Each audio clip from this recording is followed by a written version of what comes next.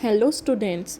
Today we are going to read chapter 1 Science Natural Resources Air, Water and Land. Observe. Observe the picture alongside and answer the questions. First, where do we see the birds? Second, where is the cow grazing? Third, locate the trees and the road. Fourth, where does the river come from? How does it flow? Fifth, where is the aeroplane? Sixth, where are the fish seen? 7. On what is the sailing boat floating? Natural resources. You can see that some things in the picture are in water, some on land, and some in the sky, that is, in the air. Thus, all the things on the earth are associated with air, water, and land.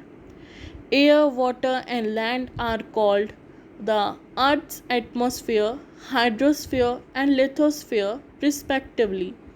Moreover, different living things occupy these three spheres of the earth.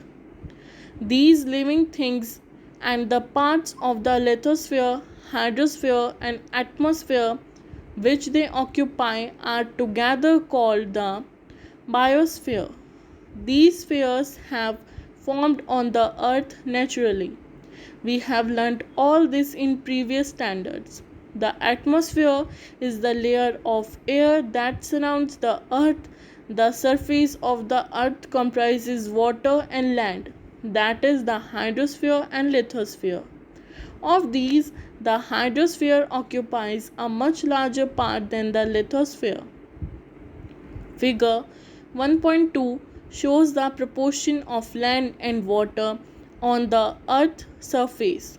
We also look upon these natural components in solid, liquid, and gaseous form as resources. In other words, we use them to fulfill our requirements.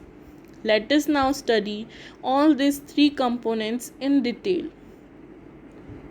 Air, water, and land are the factors important for sustaining the living world on the earth and for fulfilling their basic needs. They are called natural resources. Can we recall what are the five layers of the atmosphere? Air. The air in the atmosphere around the earth contains nitrogen, oxygen, carbon dioxide, six inert gases: nitrogen dioxide, sulfur dioxide, water vapor, and the dust particle. The troposphere contains about 80% of the total mass of gases in the air, while this proportion is about 19% in the stratosphere. Further, in the mesosphere and ionosphere, the proportion of the mass of gases goes on decreasing. Gases are not found in exosphere and beyond. You can see that air is a mixture of several gases and is the chief constituent of the Earth's atmosphere. Beside these gases, air also contains water vapors and dust particles. The amount of the gases in the air is the greatest near the surface and decreases as we go higher and higher from the surfaces. That is, air becomes rarer at higher altitudes. The proportion of the constituents of airs and some of their uses are given here. Some uses of gases in air. Nitrogen helps living things to build the necessary proteins. It is useful in the production of ammonia and in airtight packaging of foodstuffs. Oxygen necessary for respiration in living things and for combustion.